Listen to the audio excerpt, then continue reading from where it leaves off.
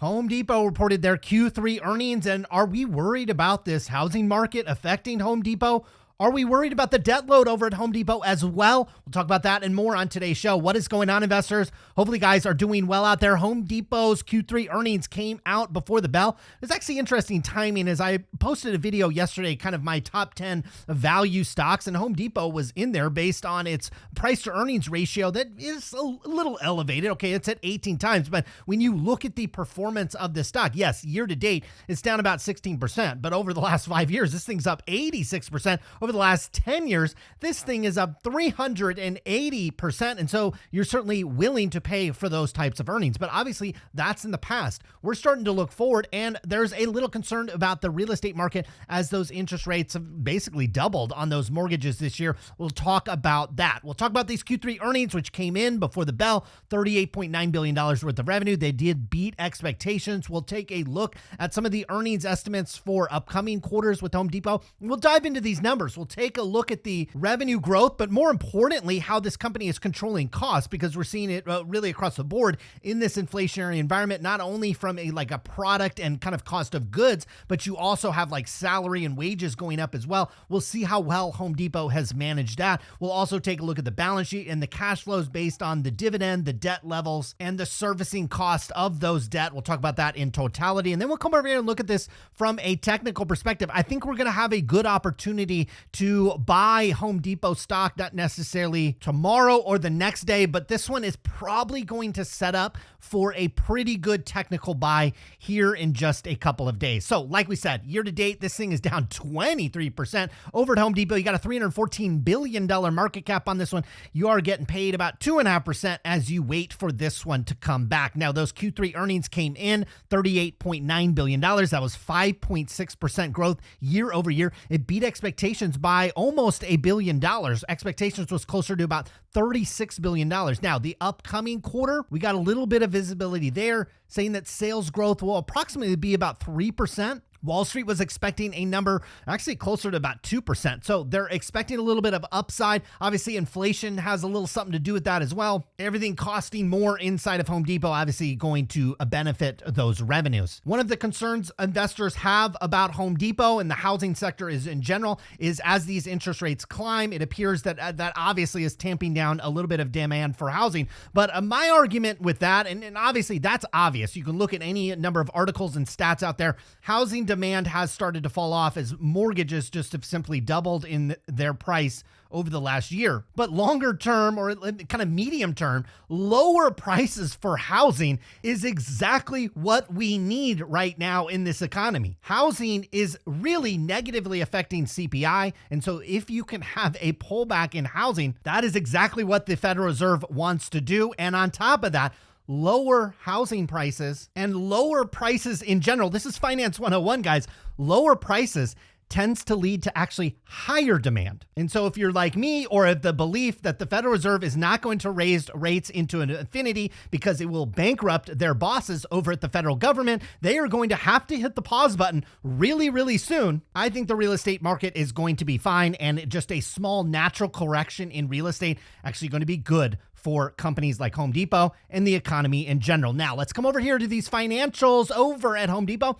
Revenue up from, we'll call that $37 billion, up to a number closer to $39 billion. Now, I noticed your cost of sales up marginally as well, basically equal to those revenues from about 24.3 up to closer to, we'll call that $26 billion. So your gross profit up almost equally as your net sales. Now, here's the slightly more impressive thing at Home Depot is your operating expenses. Your selling, general, administrative, these are all your salaries. That was up just 4.9% year over year. And you got your depreciation, which is a non-cash charge. So we'll really just focus on the selling, general, administrative, up just 4.9%. I'm looking at companies. In fact, we just looked at Walmart, where their operating expenses far exceeded their revenue growth. So very nice cost controls at Home Depot. You went from about 6.2 billion on those operating expenses up to about 6.5. When you include depreciation, you get total operating expenses up just 4.6%. 5%. Again, balanced off by the fact your gross profit was up in excess of that to the tune of 5.3%. When I posted my video yesterday on the top 10 value stocks, some people brought up the fact that, you got to look at debt. And look, I did a 30-minute video with 10 stocks on it. I can't go in depth on those. That's what these earnings videos are for. So we'll have a discussion here. So you have your interest expense over at Home Depot. This is on the mountain of debt that they have. We'll show it to you in a moment here on the balance sheet. That was up 21% year over year from $341 million up to $413 million. It is balanced off by the fact that they're earning a little bit more interest on the cash that they have, although this company is not necessarily cash rich. And so you're actually seeing that they didn't actually earn more money on those interest incomes. So you've got your kind of net debt cost at about $406 million. That was up 24% year over year. So $406 million off of $13.2 billion worth of gross profit and about $6.2 billion worth of operating profits is not quite a rounding error, but it's really not that significant. When you pull all the way down to net income, it's roughly 10% of that, which when I look at a lot of these companies, especially retail heavy companies that have to spend a lot on inventory and a lot of their assets are actually tied up into inventory, it's not that excessive. And then again, if you're of the belief that the Federal Reserve is not going to have their foot on the gas raising these interest rates, we should actually see them normalize kind of in that 4 or 5%. I think that would actually be healthy across the board. I don't anticipate 2023 where they're just going to jack it up 75 or 50 basis points month after month. I think what we had this year was extraordinary. And while I do expect them to remain, quote, elevated, maybe at 4 or 5%, 4 or 5% is still historically cheap when it comes to interest rates. So companies like this should be just fine. Now, we talked about how this company doesn't have, it's not like a tech company, okay? They don't have a ton of cash sitting on the balance sheet, just $2.5 billion. That was slightly higher than where they were in January, but much less than where they were a year ago, where they sink a lot of their assets, and it makes a lot of sense. Look, how does this company make money? They don't make money having cash in the bank. They make money on inventory. And you see, inventory is elevated, okay? Up to about, we'll call that $26 billion, okay? You were at 20.5 a year ago, and at the beginning of the year, you were about $3 billion less at about $22 billion.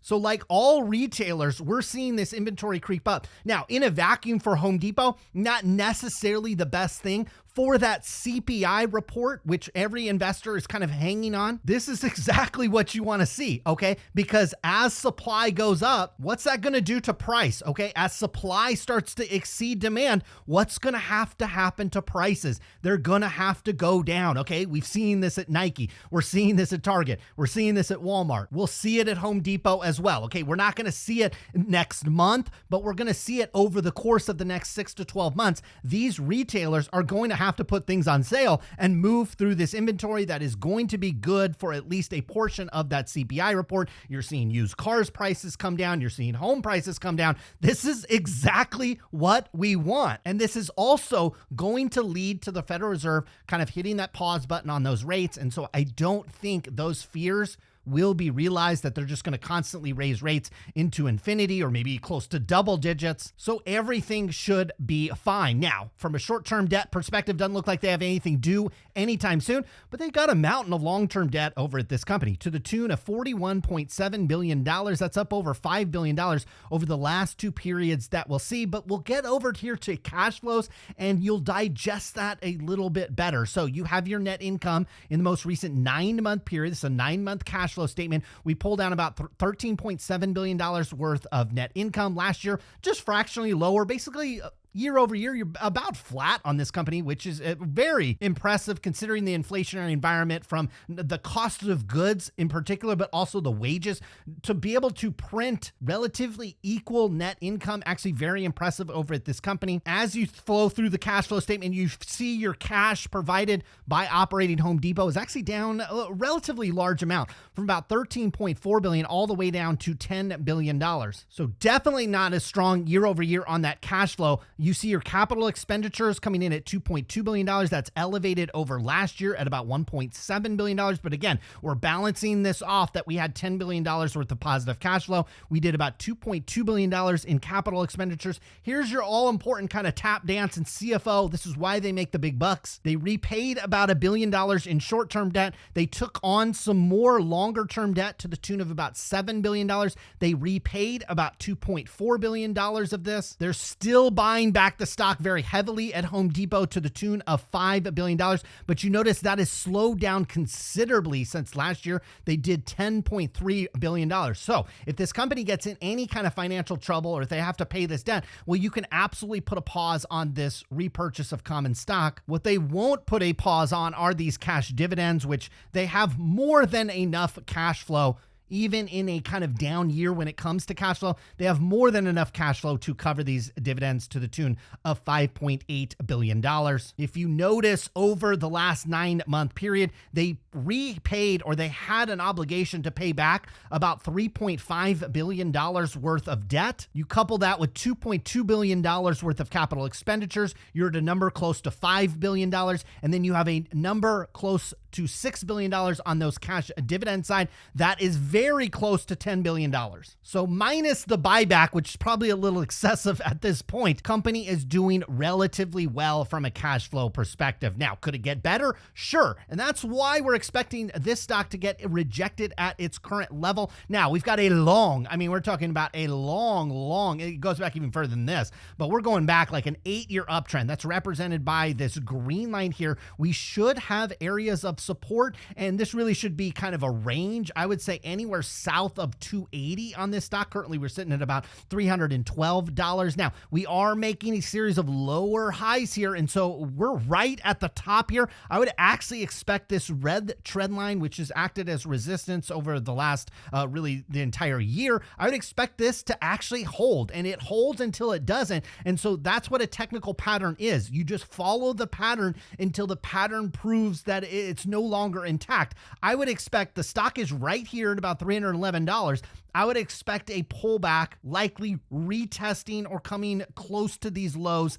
that we made earlier this year, closer to about $270 per share. My call on Home Depot, if you want to add to a position or start a position, anywhere south of about 280 on this one. Again, I am comfortable with the real estate market. I am comfortable with the trajectory that the Federal Reserve is on. I know a lot of people are looking at what they're saying. It's not what they say. It's what they end up doing. And if you follow the Federal Reserve for any length of time, what they say and what they end up doing are usually completely the opposite. And we're seeing tons of anecdotal data when we look at these financial reports, and we're seeing inventory build up. We're starting to see prices come down. It's possible we've had inflation peak. We've had interest rates start to peak. We might even have the dollar start peaking, and that will benefit stocks like Home Depot and many others that we're looking at here on the channel. That was Home Depot's Q3 earnings. Let me know down in the comments what you think. Don't forget to hit that like button as well, and we'll see you again later this week. Good luck with your investments.